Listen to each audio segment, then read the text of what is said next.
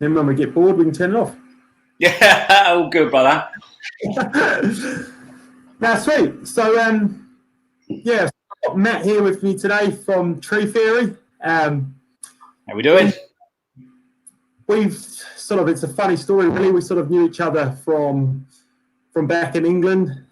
We lived in a similar area. I lived in Farnham. Matt was in Aldershot. We used to do this army together and go fishing when we were, what, 12, 13 years old? 12, 13, I'd say, mate. Yeah. So, and then one day I'm online, as you do, looking around, and then I see there's old Matt up some 40-metre eucalyptus in the Dandenong Ranges. I'm like, I didn't know he was an arborist.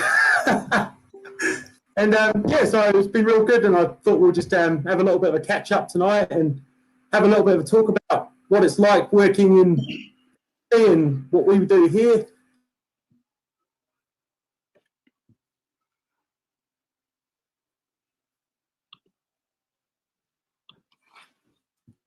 Look, I've lost you.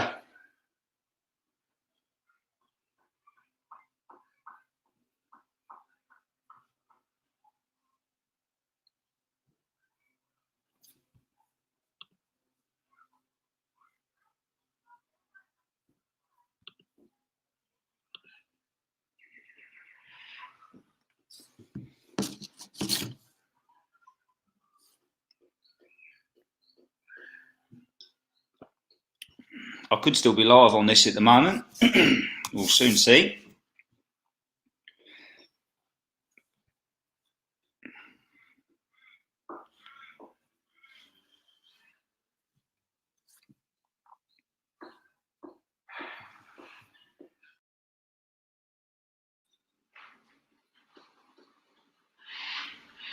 I'm back now, can you hear me? Yeah, you're there. I lost you. Yeah, I think I've so many people on the internet. Mate, you should have seen your face. The way it looked the picture there was photo worthy, mate. I nearly went for it. So just could you tell us a little bit about how you ended up in Australia and a bit about the Tree Theory and what you guys do? of course, I'd love to. So I've been here now 7.5 years. It's an interesting one, man. I'd only ever worked for one employer in the tree side of things in England. Loved what I did. I was there. How long was I there? Probably 9 years. I was always really career driven. Never believed in traveling. Told everyone I was like, nah, it's no good. You should just stick down at what you're good at and just like work away at it. Anyway, went through a bit of a tough time back home with just sort of things outside of work. And I just really started resenting where I lived. It was no good for me at all. How do you get yourself out of this? What do you do? Like, what's going to make you happy? And I went on to ARB jobs at the time. I'm not even sure if anyone uses that anymore. And so I went on it, and there was a link on there for the arborist agency. And they were looking for climbers to come over to Australia. And so I'm like, okay, cool. So I entered into the process of it, and I got this application back saying, can you come for a climbing interview and all the rest of it up north in England? Yep, cool. So go up there. Dude's like, come down from the tree like you got a job. I'm like, awesome. So what's the next process? He goes, you're going to have to get a visa. I'm like, yeah, okay. So now it starts getting a little bit real. And I'm like, right, need a visa. Part of the visa was difficult in that I'd been in a little bit of trouble. Are you still there, Luke? You're frozen. I'm not sure if you're there, Luke. It's a bad connection. I'll keep talking anyway. Part of that visa application was a little bit tricky in that I'd been a little bit naughty back home, and I needed a police certificate to warrant me coming over here and all the rest of it. And I was lucky enough to have that granted to me. And so as a result of that, the visa was implemented. I'm going to hold up and wait and see if Luke's on this one.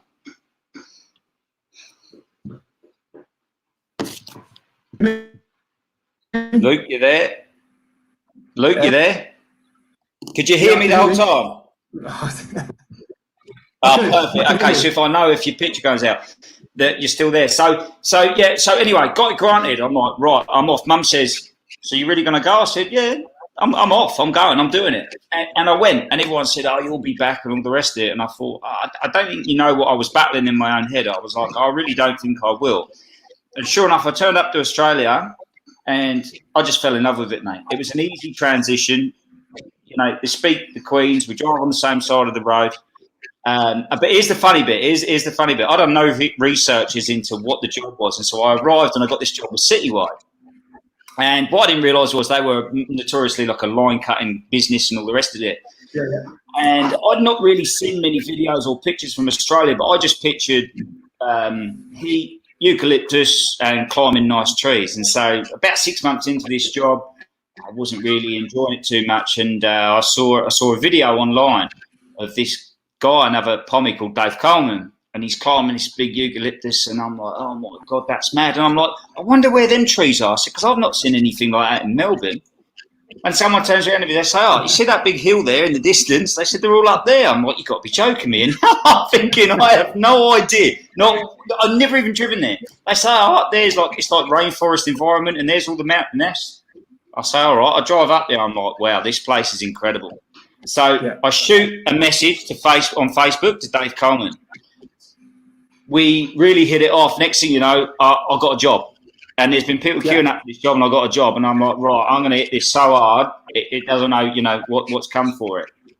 I just fell in love with it, man. I watched him climb, and I loved the rig, and I loved the groundwork. Got a few goes up the trees and that, and I was like, this is a bit of me. I love it. I just fell in love with it. The transition from that to where I got a business was I found after a while it wasn't nothing to do so much with the company I was at. I actually got let go because there was no work. And by no work, the way it was, I'm not going to name names, the way it was run, I put very lightly, I found so sort of laid back, and there was no real professionalism there.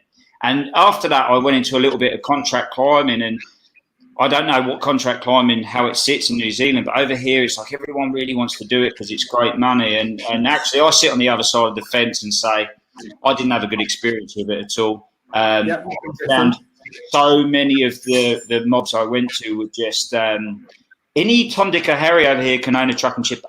And I found that the places you were getting the better money, or you could go and climb, was these people that just wanted to put you up a tree they couldn't do, didn't have the team for, terrible gear, and all everyone done was complain that, oh, there's no good workers over here. And I thought, there's no good workers. This whole thing is a big vicious cycle. It's like everyone's blaming the system. And I was like, I wonder if I could start a business.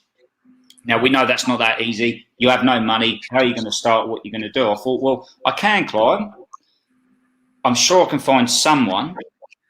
And so I did. I found an apprentice. I didn't even get someone that was in the loop of climbing or anything like that. I just got an apprentice, and I went through 3 or 4 within a couple of weeks. And I'm like, nah. I was real fussy from the start. Until I locked one in. Yeah, man. Yeah, I locked one in. I'm like, right, let's do it. And from there, man, we just run. And I taught him from day dot, and then we just grew and grew. And the whole way my Instagram and socials and Facebook come about, it was never. It's so interesting. People are like, I love your socials, this, that, and the other. And I think question I get asked a lot is, do you get work off of it? And I'll come to that in a minute. And I say, well, we didn't at the start. The reason I put so much out was because nobody knew me. I'd called myself the bloody tree fairy, right? Who's going to go, right? I'm thinking, I need employees, I need, staff, all this kind of stuff. Who's going to want to go and sign up with someone who calls himself the tree fairy? We've never heard of him. He's in a foreign land. Ain't going to happen. So I thought, I know what I'll do. I'll document every single day I'm at work to show that we're consistent, because I know a lot of the people I was contract climbing for, there was a man with a van or a truck, as you say over here, and they were working every so often when they could get a contract climber in. Then as a result, I was kind of showing what we were up to. Then I started gaining a little bit of attraction from climbers and from people in the industry. And so then we sort of went out. I said, right, I know a climber that can come over. And from there, the seed was planted. Then we got a climber. Then we got another guy. And so we just kept going. And I just kept documenting. That's all I'd done. That's why I was so big on socials. It's paid a lot back to me in the respect of team and workers and things like that. create a brand, I guess. Agree. Yeah, and that's it. And it's, a big part about it is creating a brand. And the one thing I noticed from here is, that's one thing you really do pick up from your online stuff. Yeah. And going back to a couple of points you made regarding anyone can have a truck and chipper. Yeah. It's very, very similar here. There is no overriding regulation. Authority, yeah. I mean, you don't need. It's not like the master builders, for example. Correct. Where you have to have a certain authority to be able to build a house. Anyone can come, and I think that becomes part of the problem. And like you say, when I was contract climbing, I had a similar experience before I took over Tree King. Is when I was climbing, you were basically, without you to do that job for a lot of people, they actually didn't have a tree business. Yeah, I agree. Yeah, it wasn't a tree business. And what you were finding was, like you say, is you're getting put yourself into positions where you are maybe asked to work. And this is not everyone at all. I work for some great people. Yeah. You do work for the odd people along the way that you think, okay, is this really how it should be done? Should we really be doing it like this? And, is it safe? Is what we're doing, the right thing for the trees? Yeah. I mean, you get asked, what, I want you to chop this thing in half. Yeah. For example, we all know we shouldn't be doing that in most scenarios, but because you're contracting, you're forced to, in a way, have to make that moral decision. No, you were. Yeah. And that became also quite off-putting for myself. Yeah, and I think it also becomes is that everyone goes, okay, what we're going to do is we're going to become a good climber for a company, and then I'm going to go contracting. I'm going to make all this money, whatever it is, $50, $60, $100 an hour, whatever. And actually, by the time you go through the whole situation, you don't actually make a lot of money. It's not. No. You're taking quite often a lot more risks than you normally would. I believe so. Yeah, you have to service your insurance, and then of course you get a situation like we're in now, when who knows when we come out of this, how much work there's going to be. And this is a point where I'll be happy to be employed, for example. Correct. Absolutely, my friend. Yeah, like I don't know how it's sitting over there for you guys in terms of if you're self-employed, business owner, employee, but I believe there's never been a stronger time coming off the back of this to be employed. Like your job means everything, and that used to be the way back when, and I think it lost its cause. And I think very much in the borough culture, it's very lightly dealt with. I think people jump ship so often. It's just they offered me so and so, I'll go over there, or I just want to go and climb. I want to go and earn $500 a day and all the rest of it. And you do this, and it's just like, because you can, and that's fair enough. And look, that's everyone's decision. But it's funny because when I was employed, like it meant everything to me. My only one job before coming overseas was with one employer. I stuck it out, and actually, I really did climb the levels with them, and I got so much from it. My pay went up, way over double by in the end, because I'd stuck around and I'd made something of myself in the company, and I just feel. I can't speak for New Zealand, but I know in Australia, it's for many cases, it's so short-lived. It's so people want to jump ship, or I think socials too might have also damaged its reputation. And what I mean by that is people talk loosely and people will buy into what anyone says. And so therefore, I could put on a social platform tonight, need a climber tomorrow, $800. Now, I don't mean a word I'm saying. Before you know it, oh my God, Tree Ferry pays $800. Every man and his dog goes into his boss the next morning and says, fucking that little Tree Ferry's paying $800. None of that's true. Or if it was, maybe it's a one-off. Maybe it's something I need, I'm desperate. And nobody pays attention to the bigger picture. I find over here, you could dangle a carrot, you could have someone like that.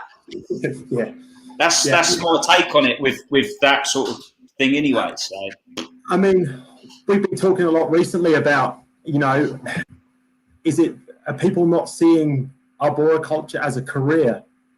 You know, good point. You know, and James, who works for us, he's currently doing a bit of study on that for his business paper that he's doing, and is arboriculture not seen as a career? I mean, can climbers not see, other than starting their own business, can they not see a progression to somewhere to go? Is that really, could that really possibly good point. be the reason why nowadays you get a lot of people jumping ship quickly? It's such an rather than interesting sticking it out with one out through the ranks.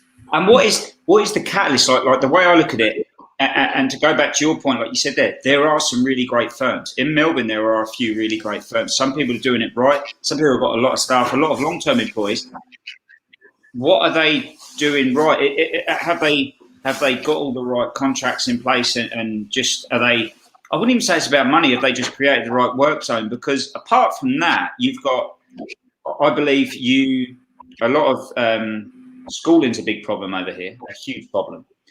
They come out of school, they go into the workplace, and they want silly money for, they can't see it yet. They haven't even been up a tree. They've been up textbook type things in a school. They come out and say, "Hey, listen, dude, you're not worth that."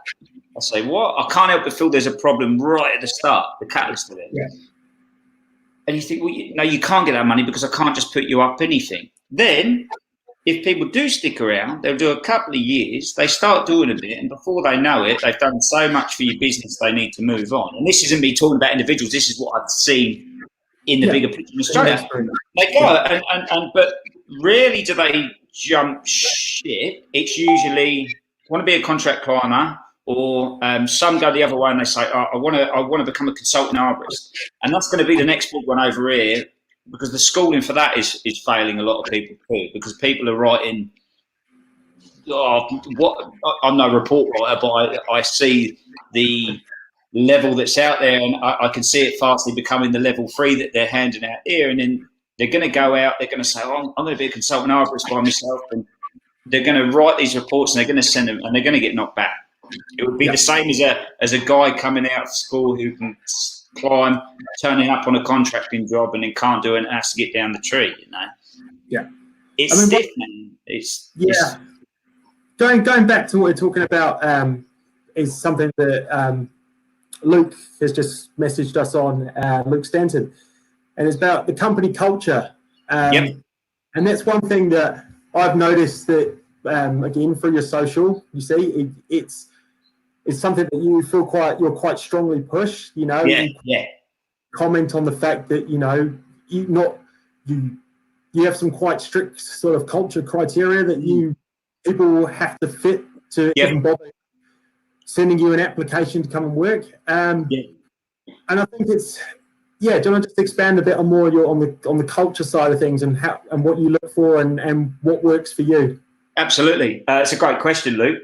I'm an interesting beast, mate, when it comes to that, because actually one of the things the guys we only spoke about it a few weeks ago, because we were talking about a job position that's opened up with us, which I'll get to later. And it was when we were looking for apprentices, and I had several different people come to us, and I'm really lenient on one side of things, but there's a few little moral things that I don't like. And one of these guys had said everything right on his resume, if you like, and so that's why we picked up the phone and we spoke to him. And I pick up the phone, I say who I am when I'm calling a restaurant. He's like, "Yeah, all right, mate. Yeah, all right, yeah, nice one, mate. Hear me out.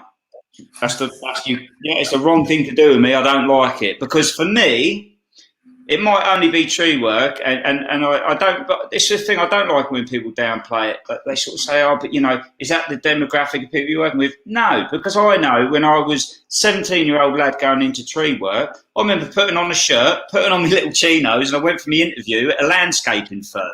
So if I can do it, right, who's an absolute wally, you can talk to me with a little bit of respect too. And it's not even like a chip on my shoulder, like you must respect me. It's just, there's ways of approaching people. I think they should touch on that in college too. I truly do believe that.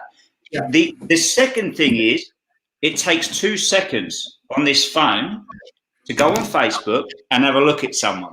And you soon work out what they're about and all the rest of it. And I can tell you, it takes no more digging than about 2 minutes to go, oh yeah, I'll probably give that one a lift. And here's the reason why. Within a boroculture, when you're an employer, and you'll know this, the liability is so, excuse my French, fucking high. So high. Yeah.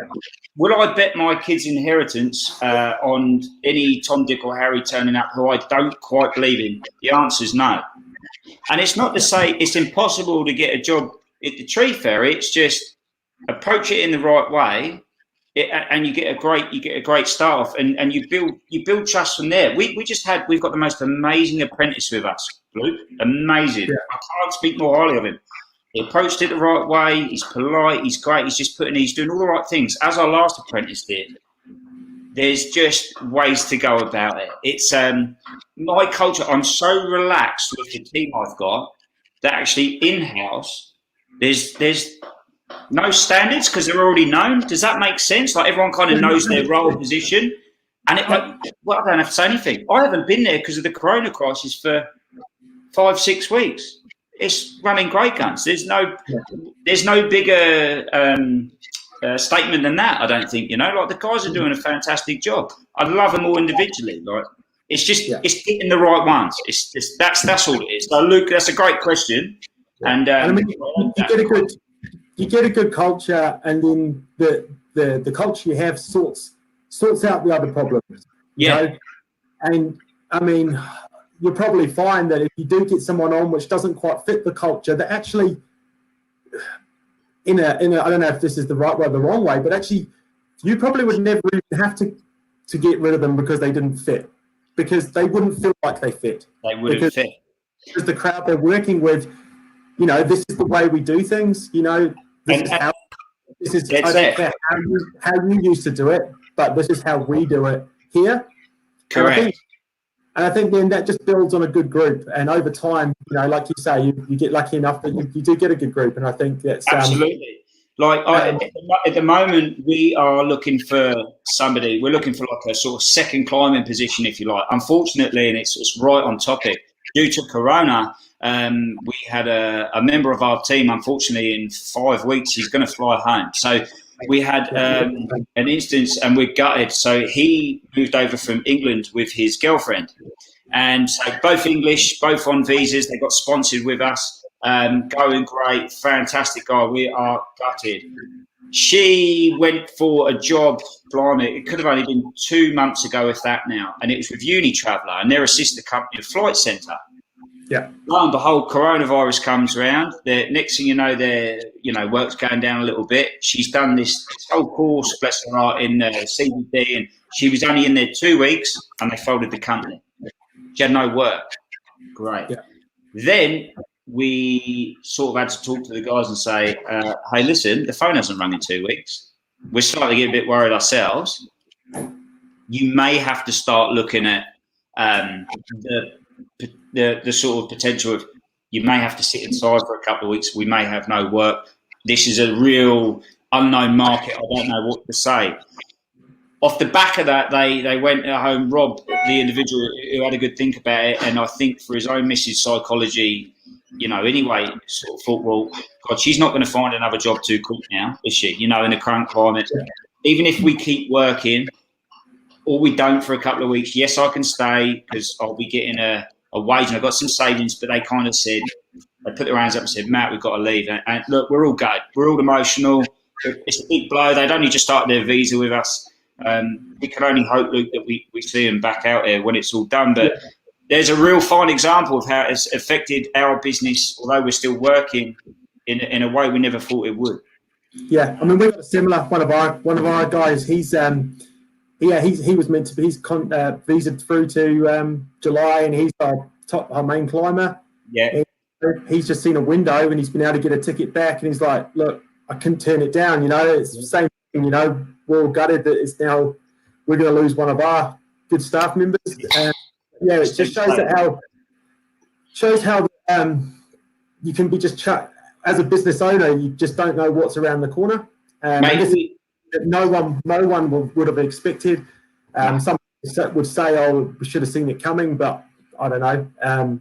We had a good idea. I'd say about a month before this happened. We touched base on it, and I remember one day we were back at the yard, and the guys are changing the chipper knives, and everyone kind of come in, and we were in one spot. I said, guys, I just want to have a quick chat. It wasn't a toolbox, but I kind of said, I know you're all going out this weekend and all the rest of it. Right? I love my guys to bits. I said, I'm a bit unknown about what's going to happen in these next few weeks. I said, it is going to get serious. I know that much. I said, my mother-in-law works in the healthcare industry, and we've got it on pretty good advice. It's going to get serious here. I said, one thing you can do for yourselves is just be careful about the spending, be careful about the going out and all the rest of it. And just know that maybe, in a few weeks, we might be having a couple of weeks set out. Because that was the first thing they said. Oh, you might have to stop for 2 weeks. That was the first thing. And then it was, you might have to stop for a month. And then it was 6 months. And I'm going, as I'm sure you were, oh my God, what are we going to do here? So we had a good idea. And Andrea, my wife, had got on and she'd got all these hygiene bottles and masks. So we got all the stuff and we put protocol on our iPad system. But we never knew what the market was going to do, So all when we're putting all those things in place, the work's got to be. Yeah, and I think that's the unknown for everyone. And I think, it's just a matter of keeping on top of your old clients, any jobs you have booked in, making sure that you ring them. Correct. And communication, I'm real big on communication. And that's one thing that we push real hard is we do our best to communicate with all our clients. Because good communication can get you out of a lot of absolutely issues further down the line. If you do a job does run over and you can't make it to them, for example, and the day they're booked in, if you're communicating with the clients, that sort of stuff is real helpful. And tree work is such a dynamic thing that, often enough that does have to happen. It's not a problem, it's how you deal with it. You're so right. If we foresee something a day before, 2 days before, just pick the phone up. Just have the honest conversation. People are trying to live their own lives. They book time off or they got children. Or, you don't want to put anyone out. But so, Luke, I've got a question for you. So you're in a stage 4 lockdown, right, in New Zealand? Yep. Correct. So you lot actually all got told, like, there's no work, there's no nothing. Doesn't matter who you are. There's really your essential service is just medicine, I guess, and a few other select things. From when this got serious, when did you get told? Are you at the moment? Is there a rope up a tree in some Mrs. Jones's back garden? Like how did this come about for you guys? So they gave us a bit of warning. They gave us a day or two. 2 days, 48 hours notice. So pretty much, I think our company was out there just trying to get the job done. Our job didn't quite get finished. They've still got about 10 ton of wood sitting in the garden. Wow. We're going to have to go and get, But it was pretty much 48 hours and then stop. Wow. It wasn't until much after the 48 hours we really found out what government help we were going to get.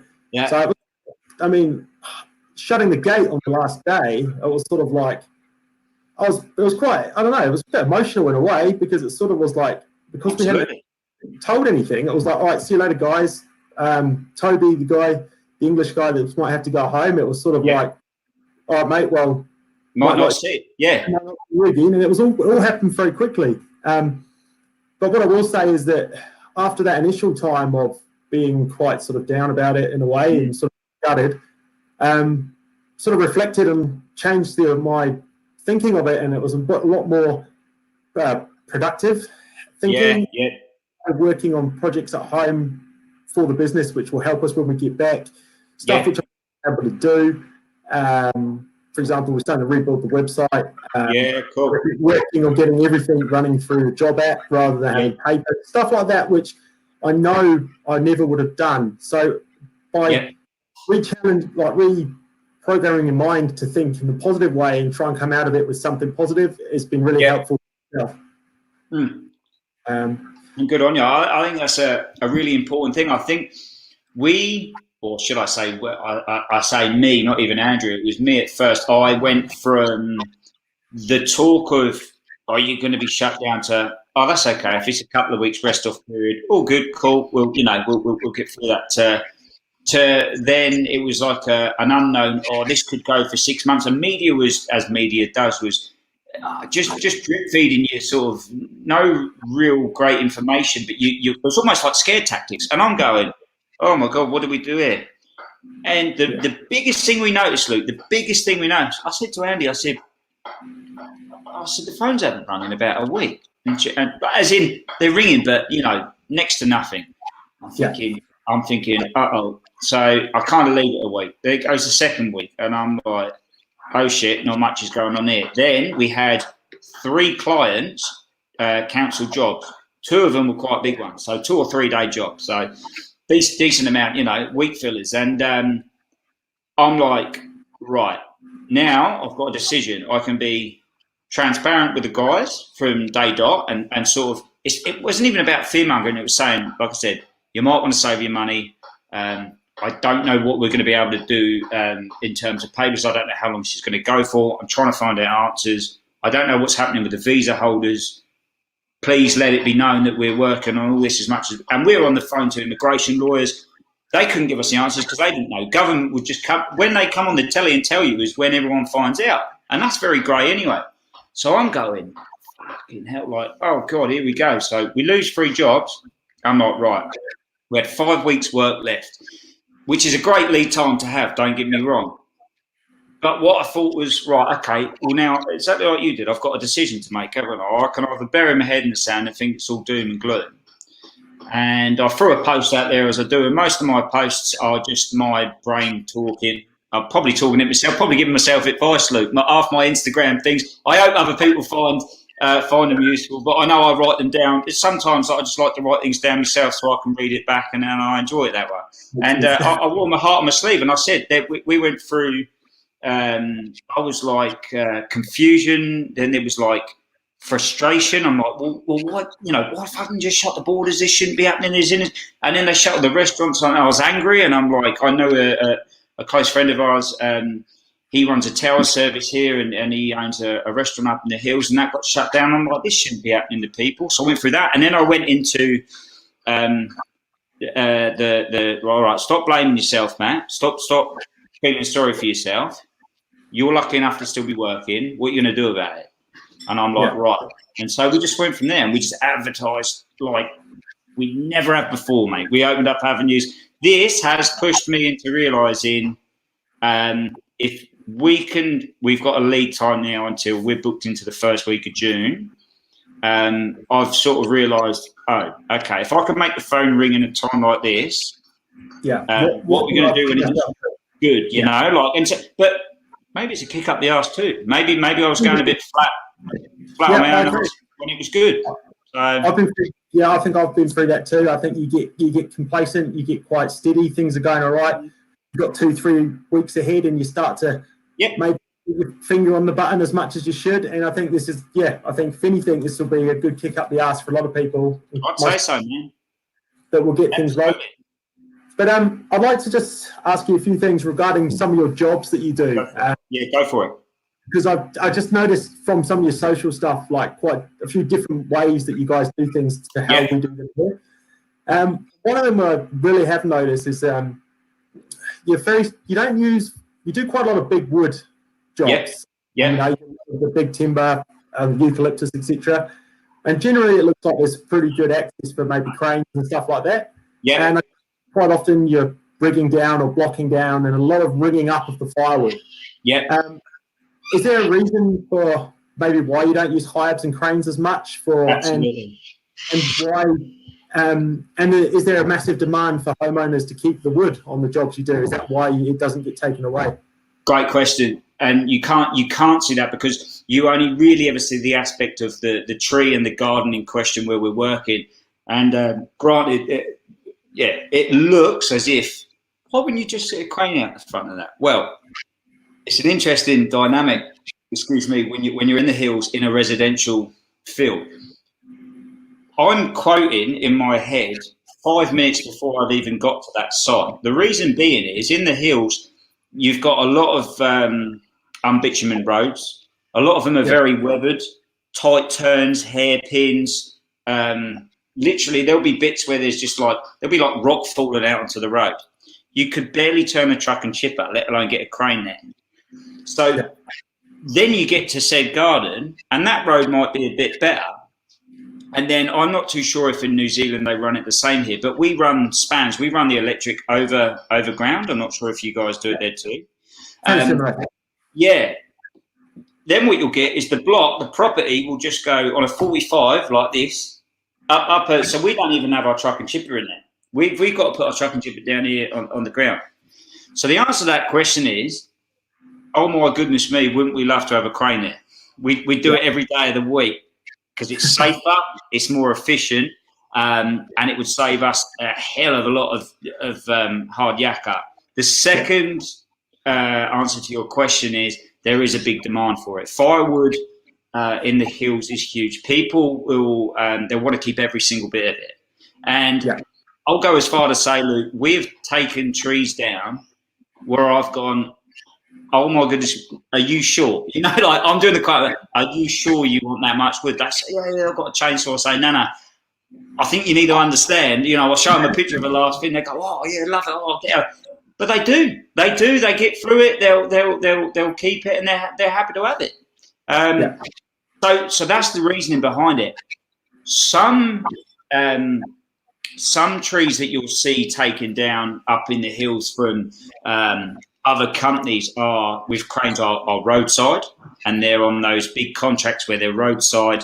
Power shut down, you get a nice 50-ton, 60-ton crane sat there by the roadside, and it comes out all nice. But in the residential game, in the Dandenong Ranges, it's old school, mate. It's donkey work. Just is. And even the process of getting the branches to the chipper. Excavators are great, but you wouldn't even get them in most places. That's why we got a little mini loader. We just thought, well, what's going to be the easiest thing to run here that can get in nooks and crannies, and we're not going to, have on its side every other day of the week. And that's why we've done it. Bigger machinery is absolutely the way to be going in arboriculture, I think, in any country. But it's just a different beast up there. Horses, eh? You just can't. You could do with a horse up there, Luke. Yeah. I thought about it. And what about yourself? What's the terrain like where you are? So I noticed you use cranes.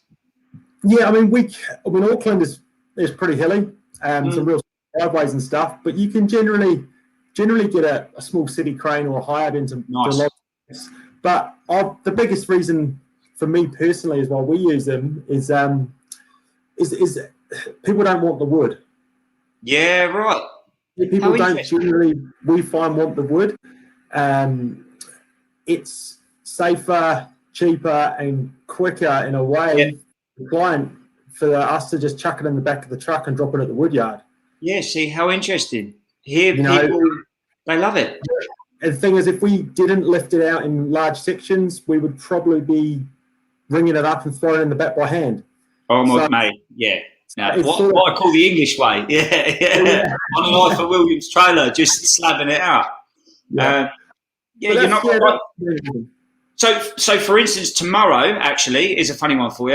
We've got a crane job. There you go. So tomorrow's a crane job, but it's in the suburbs, and it's a tree that's blown down. It's an insurance job, and we can get it there. Everything says crane, so we put a crane on it.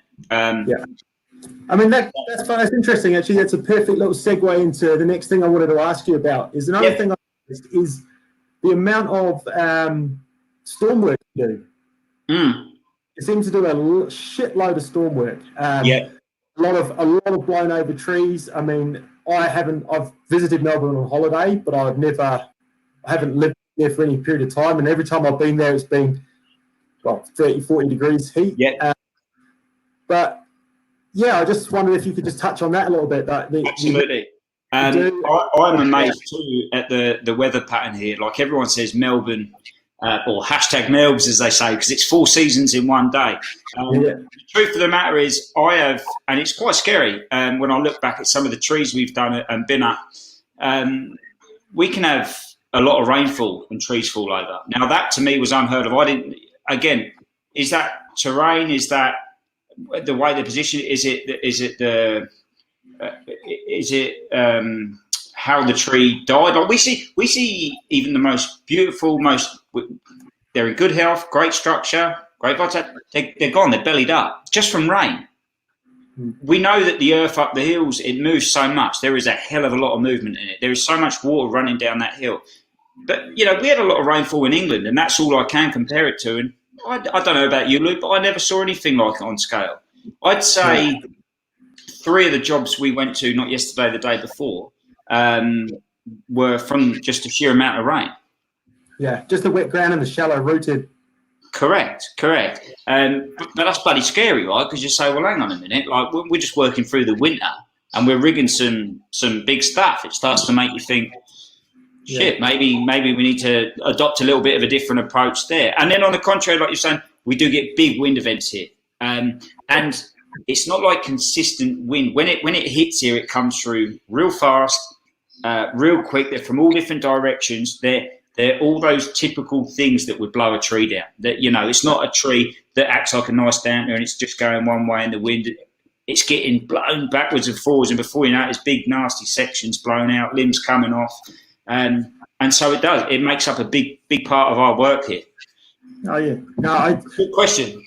I was always real interested about that because I always yeah, it's not me going around at night. I know what you're all thinking. Like, back cuts in trees all around. Did you not see the weather last night? I hope you got the weather right, eh? Otherwise, yeah. No, I actually got a quick picture here. This might work. Hold on. Oh, wrong one. Where are we at? Hold on. I'll add that in a sec. 1 second. No, you're good. Where are we? Actually, I'll leave that with me. 1 second. Excuse me. There we go. Look at that. Yeah. Right. Look at this. So this is something I sold off your Facebook page. Can you see that all right? Yes, I can. Great. So my question again, it just goes to some of the other jobs I've seen you do since you've been there, especially some of the ones when you were doing when you're working with Dave Coleman. Mm-hmm. I know exactly where you're going with this question. So yeah, when you were working back with Dave and you were doing some of those big tall dead gum trees. Yep. Being from the UK, you would never experience anything near to start with the size of the trees. Correct. Probably never climbed anything as dead or looks as dead as what was in some of those photos. Correct. Simple question. What possesses you to have a time point? Yeah, go on. How did you go by assessing the risk for doing that work? I mean, I know there's a lot of guys up there in the ranges which have been doing it for years and years and years. You know, like example like Rob Cope and people like that. You know, that would have had experience climbing a lot of these dead trees. Yeah. Something got advice on and got some, or is it basically balls to the off I go up the tree? No, I do. I watched a fair bit, and I do preach that a lot when I was with Dave and all the rest of it. And something I realised when a lot of this timber was hitting the floor is I noticed a significant difference with gum trees to our broadleaf deciduous trees back in England, and that is that the rot and the decay patterns are completely different. I treat dead gum. Well, I've got 2 theories on it. It's what I call fossilised, and that means you could barely get your bloody spikes into it. It's like concrete. Yeah. If you go on a dead oak with, you know, a nice brown rot, and it'll say it's all biscuity, and you got that, or you've got like a white rot, you've got like in ash, you know, you got in a notice on it, and you're going through, and it's like foam, and you're pulling it out. We rarely see that in gum. Truth be known, my biggest thing is how did the tree die? And I ask a lot of questions when I go to the client's house. I always find that one interesting. Was it a lightning strike? Is it honey fungus? And what I mean by that is if a tree's 50 metres tall standing dead and honey fungus has got it, I know it's a root-based disease. I ain't going to be treating that the same as I would one that got struck by lightning. So, you know, there straight away my approach is different because I'm not going to be snatching it. I'm going to say, okay, I'm going to look for where's the least collateral in this garden? Because I'm going to have to send it out and I'm going to go that way. If not, completely different story. So long as we're nice and safe and we're in the tree, there's trees standing dead up there. And it depends on the diameter of them. Real tall, skinny stuff, well, you're not going to give it the same light of day. You're going to give something that's a little bit bigger, are you? But it's what it's doing in the ground I'm worried about. And in things like this, with that picture there, that's a hollow tree, I've got no worries about it whatsoever. As we're taking limbs off, we're assessing how those limbs are going. So, all right, well, that one was sound. You give the barrel a kick like you do at ground level. That will go up, take the head out. You go, oh, that was a bit soft. And you've only got to get one whiff in a smaller part of the tree where you go, that's a little bit rotten. You go, well, we might come down to a hollow there. You can piece out another bit, you get ants. Next thing you know, you go, right, I know, down there, we're going to be at hollow. So you just start taking it smaller. Now, is there a guaranteed, I wouldn't say, is there a guaranteed practice for it? No. It's definitely experience, but then my experience in the hills to some others is minute. But the truth be known is it's like slowly. Do you know what I mean? I've got that feel for it. Would I point out an apprentice up there doing it and tell them how I'd feel? No, I'd really need to feel the need to be there and do it myself. There's some jobs you can take on and do yourself, and there's some that you should never give on to other people. Does that make sense? It's like Elby, for instance, has got a really good sense of it. He just grasps the game. He knows he's my lead climber. He knows his limits. He knows what he's comfortable with, what he's not. Some people don't like climbing the healthiest of trees in wind. See, I've never had a problem with it. Doesn't bother me in the slightest. I'm like, this tree's down, I'm all good. It stood up in England, you know, you'd say it stood up in 1987, it's going to stand up now. I do the same over here. It's never think that we're just treating them the same. The other thing I'll say is with a lot of the dead trees over here is we will always, whether you see it in the camera or not, we will always try and get a lifeline into a tree nearby. Even if there's several dead trees, we'll strap lines through them. We've ratcheted trees around the barrel to make sure they're not going to break out. We want to know what they're doing at the root plate. Sometimes we'll set up a pulley off a tree behind, and we'll put said line around midway, because I don't want the whole thing to just fail as a whole, you know. We'll just tighten on the GRCS, say to the boys, watch it down the ground, make sure there's no soil movement, no nothing like that. How's it reacting? Yeah, all good. And then the biggest one, and here's the thing that people need to really start copping their heads around, this is why I say it's not the most important thing to be a climber, the groundsman, the person rigging it. Fuck me, mate. If your rigging is on point, you should be able to rig a section off a tree that would fall out the ground and bring said section to the ground gracefully enough that tree doesn't fall over. Now, I'm talking, you know, in a massively exemplified way there, but it's true. Like, there's so much, what's the word? Everyone's got a part to play, and that rigger is just as important as the climber. Don't, you know, make no mistake about it, especially on those trees. It's a lot of trust and a lot of experience that you need for them. No, definitely. I always used to say to myself, once I got my body weight out the tree, we should be all right. Well, true. Well, there is that too. And so, again, Luke, so you got to think, they used to teach you in college wrist thickness, and I think, well, I used to eye people up in a different way. I'd look at them and go, fuck me, if he's wrist thickness over there, I'm thinking I'm about 4 foot nothing, mate. I'm going to be absolutely fine in this thing. So maybe I've got a full sense of confidence, Luke. I don't know. But listen, none of that is gospel. I would tell nobody else to do it.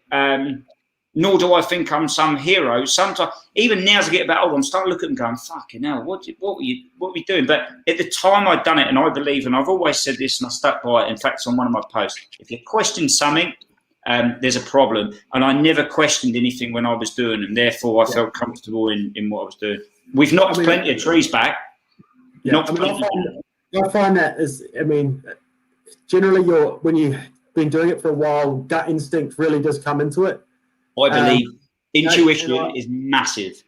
I'm a big believer in that, and I've found, mistakes that we've made and I've made personally as a climber, or decisions on the job site.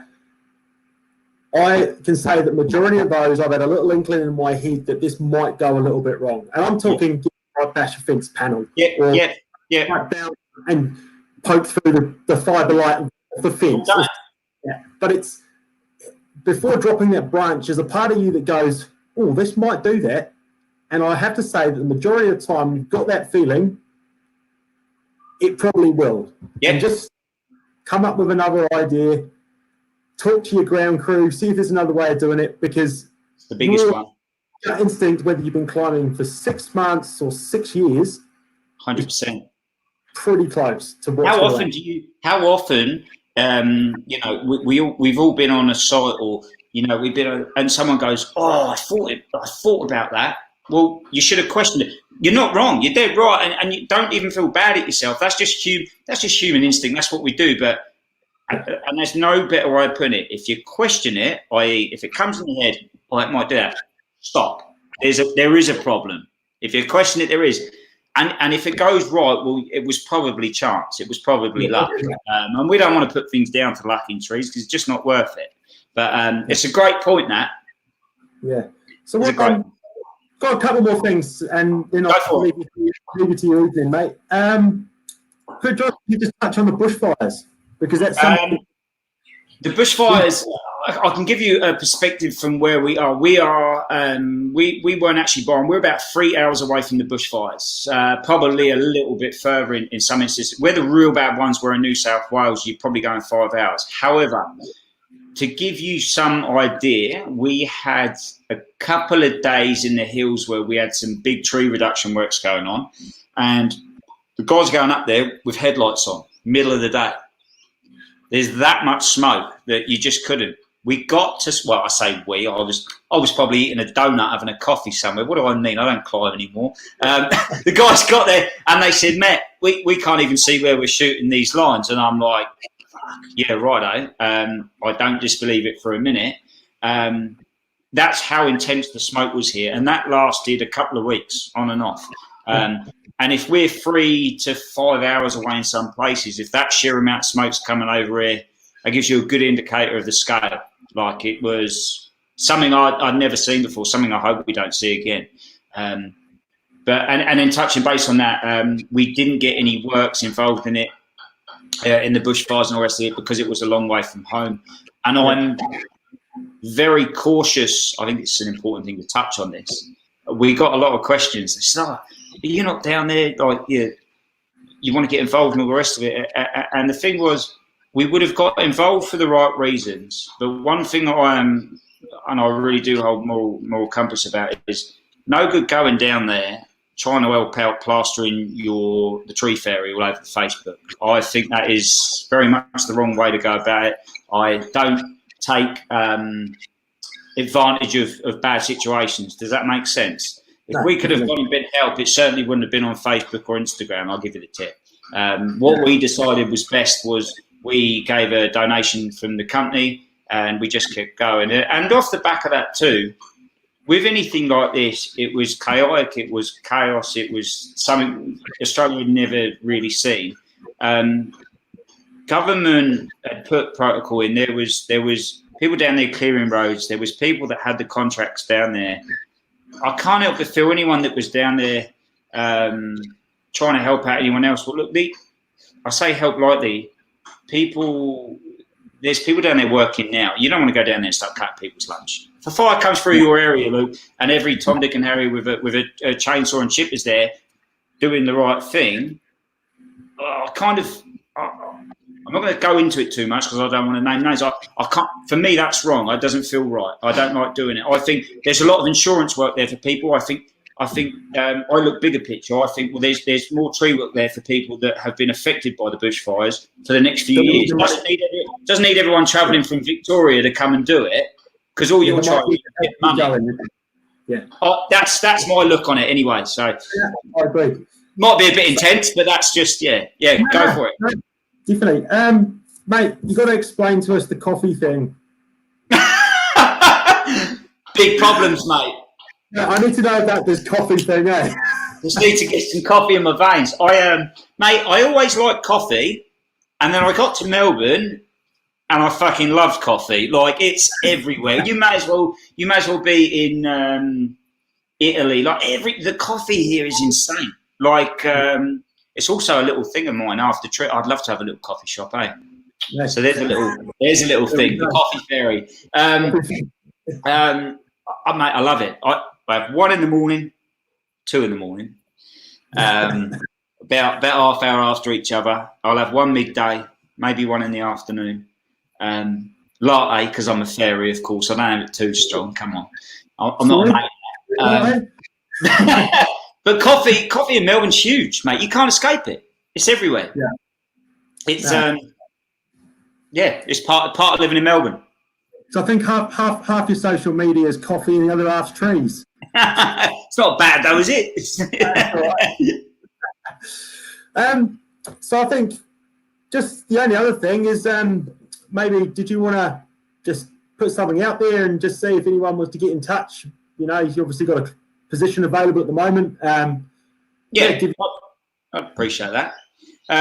Thanks for giving us the opportunity to do it. Look, we're a small team based in the eastern suburbs of Melbourne. One thing I'd say is I actually think maybe we've done a bit of damage with social media in the sense that I think sometimes it puts people off. I think people get a bit scared and they feel that, fuck, I can't go there and do a big tree. It's not all big trees. Some of them are tall, yes, but they're not all big, gnarly, horrible things.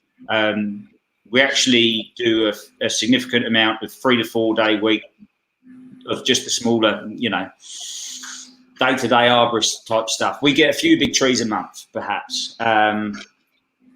Going off the back of that, the position that we've got at the moment is for like a second climber. We've still got a team leader. We've got 2 other guys. We like to run a 4-man team. You'd slot in there somewhere. We like to believe it's a good place to work. No one's got ego.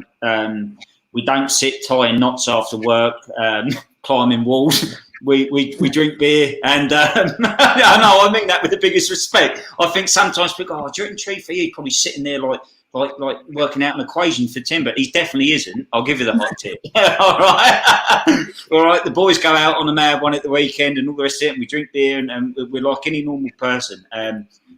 Just come with us. All I say is, if you want to go for the position, if I can quickly take this moment, Luke, I like to employ for a long time, not just a 3-month or a 6-month. And I know that we do put a lot of attraction from people travelling through and all the rest of it. I don't want to put them people off. It's just saying that I favour the guy that wants to stay 4, 5, 6 years over someone that wants to stay 3 months. So, but yeah, look, there is a position there, and any time, pick your hand up. If you're travelling through, there may always be that opportunity. Just message, DM us. You never know.